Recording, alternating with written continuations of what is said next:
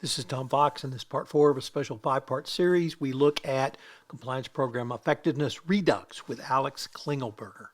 Hello, everyone. This is Tom Fox back for another episode in our special five-part series with Broadcat. Today, I'm thrilled to have with me Alex Klingelberger. Alex is the CEO at Broadcat. He is not from the compliance profession before he came to Broadcat. He has a different background. And so we're going to be able to use that background. I hope to explore some different areas. So Alex, with that incredibly long-winded introduction, first of all, welcome and thank you so much for taking the time to visit with me today. Thanks, Tom. Good morning and welcome from Austin, Texas. One of the most beautiful cities on earth, having gone to college there. Alex, could you tell us a little bit about your professional background? Sure. So I've been an investment banker for about 20 years, since late 2002. And for the first 7 years of that time, I was also the CFO and Chief Compliance Officer of a growing brokerage primarily that worked in private capital raises, mergers and acquisitions.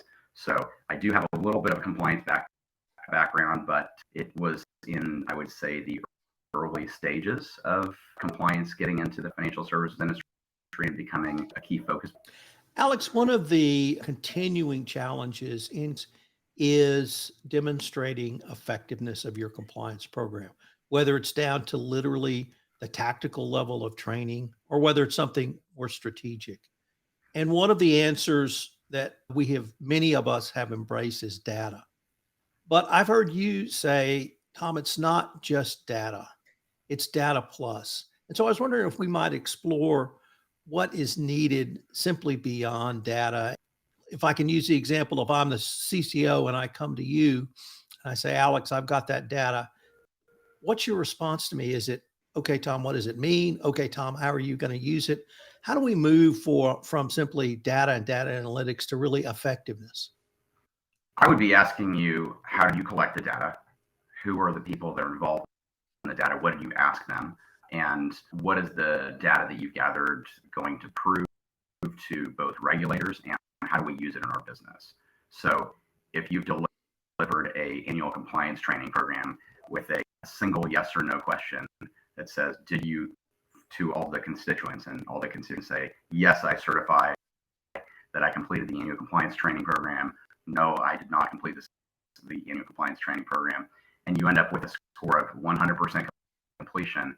My question to you would be, what is that worth to us? It simply conveys a unidirectional transmission of information to the people in the business, and you haven't necessarily improved the quality of those individuals' understanding of their business, and you haven't necessarily created a resource for dialogue and better understanding of the risks of the business.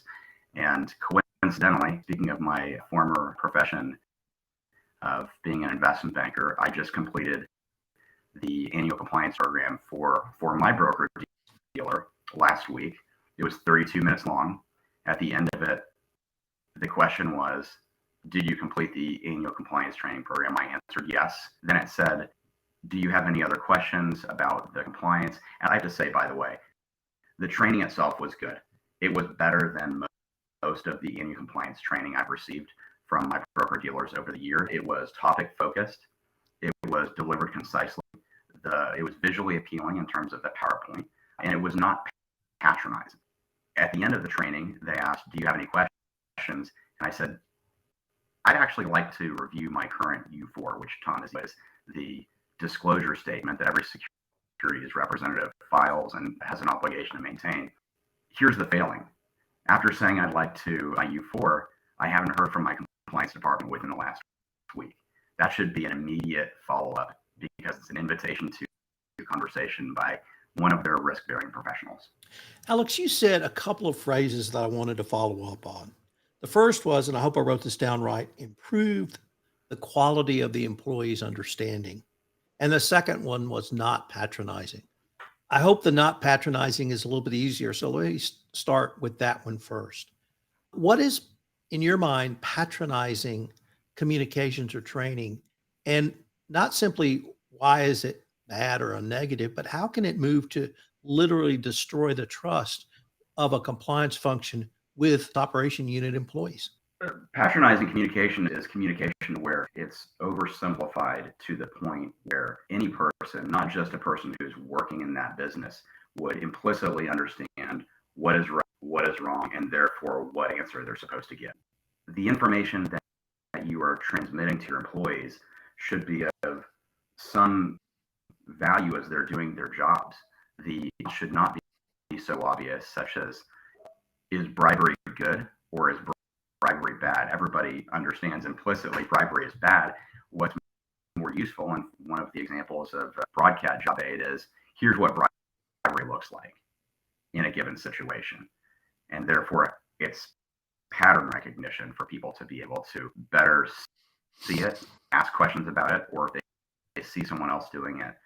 Now let me move to improved quality of your understanding. And I was really struck by your personal example where you asked your compliance function or the compliance function for additional information. So the training actually fostered engagement. Now they haven't followed up, so perhaps we're stuck at that point, but the training itself actually engaged you enough for you to reach out to your compliance program. When you have that type of engagement or event, do you think that fosters the quality of the communications or training that could lead to greater understanding? I think it's instrumental that engagement is the basis for bilateral communication between compliance folks and frontline. Engagement is a term that has been bandied around a lot, and people can reduce that to statistics as well. My feeling is that this discussion between employees and colleagues, I'll just say that this is how I the best understanding of how to act ethically and what things are inside and outside of the lines as I came up through my career. It was daily discussions with my mentor about specific situations and how we should be acting, what things that we should and shouldn't be doing in the course of our business. And that's the essence of manager-led training, which is a concept that we believe in very strongly. Let me use another term that's bandied around a lot, but I like it, and that's user experience. And what I heard you say was my user experience was good, but it was beyond just your experience. It was then you attempting to engage with compliance, but it was also engagement with your mentor and your fellow employees so that the communication or training actually fostered an ongoing conversation on a variety of topics outside of the compliance function, outside of your interactions with the compliance function. And it strikes me that's what you want to have from your communications or training, something that's going to engage employees, be thought-provoking or thoughtful. Yet if they they can either raise their hand, contact compliance, or compliance can direct them to a resource within the company, such as on a website or other perhaps FAQs that allows them to get that information. Would that be a fair assessment? Yes, and I think it's one reason why delivering compliance information in topic-focused or risk-based bite-sized pieces on a more periodic and frequent basis is a better way to deliver compliance training, because if you deliver all of the information in one sitting once a year, in my case, the outcome was I wanted to reach out to my compliance department. Hey, I just want to make sure that I disclose these things on my U4 because I have other interests. I didn't ask about any other topic areas because that was the one that what came highest for me. If my compliance department broke it into quarterly and said, this quarter we're focusing on this topic, next quarter we focus on a different topic, in A, I might be asking them a question after every single training if I'm a certain type of person that I am, a CEO of a compliance company. B, I might develop a better relationship with those compliance professionals, personally speaking, and it might be easier for me or for others that I'm working with to pick up the phone and ask them a question right on the spot, which is really what we're trying to get people to do. We're trying to get people to say, hey, I'm not sure about the outcome, so I'm not going to guess. I'm going to call the people that are charged with this in my organization and ask them the question on the spot. And I feel comfortable calling them because they haven't provided patronizing information in the training, because they are doing the other things that make it easy for me to reach them. You mentioned something that I want to follow up on again, Alex, which was not simply an annual training. You mentioned a quarterly training. I'm going to even maybe suggest more frequent communications in smaller bite-sized bits. Why do you and Broadcat really believe that sort of cadence or different style or different type of ongoing communications about compliance can facilitate engagement and overall compliance effectiveness?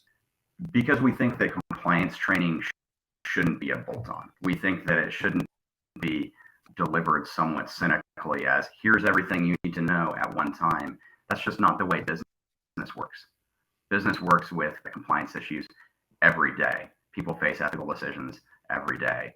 And if you deliver it more frequently, they're more likely to see that as simply part of their job function, as opposed to this is something we have to do because signing this piece of paper or filling out this online quiz is just something we're told to. It just doesn't seem very real.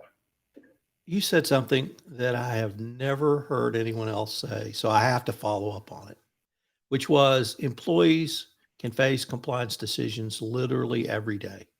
And that really encapsulates for me the business person's experience or the business folks or the business unit, whatever you might want to call it. And for those on the front line, that's absolutely true. And they may be able to raise their hand, pick up the phone and call compliance. But oftentimes, if you and I both sat in negotiations, we have to make a decision on the spot. And so having that kind of ongoing communications, I think, is even more important for those employees who literally have to make those decisions every day. And if they have that background, knowing that compliance is there if they need be, it strikes me that you have given the frontline employee a greater tool and resource that they can make a decision, confident that they've made the right decision. Yeah, thanks. I think that's a critical part of what our industry should be informing. And just tie it back to the original about data, I think that also informs how compliance should be collecting data and providing it to business leaders, which is, to the extent possible, use the same systems and software that your business uses to collect data, to collect your compliance data. In other words, if you're a sales shop, a HubSpot shop, if you primarily work on Excel, maybe those are the systems that you should be using to collect your compliance data rather than a completely separate standalone program that both you and your employees only see once a year and generates limited. That's going to make it easier for your business leaders in the data that you're providing because it looks familiar to them. Alex, that's a great way for us to tie all this back together. And unfortunately, we're near the end of our time for this episode. I hope our listeners will join us for our final episode. In our next episode, we're going to ask if you're overwhelmed yet, and if so, what to do with it. Before we leave, if anyone wanted more information on Broadcat, where would you suggest they go? Go to thebroadcat.com. Feel free to email me at alex@thebroadcat.com. And we hope to see you at an upcoming industry conference as well. Alex, thanks so much for taking the time to visit with me, and I hope we can continue this conversation. Thanks, Tom. This is Tom Fox again. Hope you've enjoyed this episode, and I hope you'll join me tomorrow for our fifth and final part in this special 5-part podcast series. In the concluding episode, we ask the question, are you overwhelmed yet? And provide you an answer to deal with some of those issues from the compliance perspective. This special 5-part podcast series has been a special production of the Compliance Podcast Network and has been sponsored by Broadcat.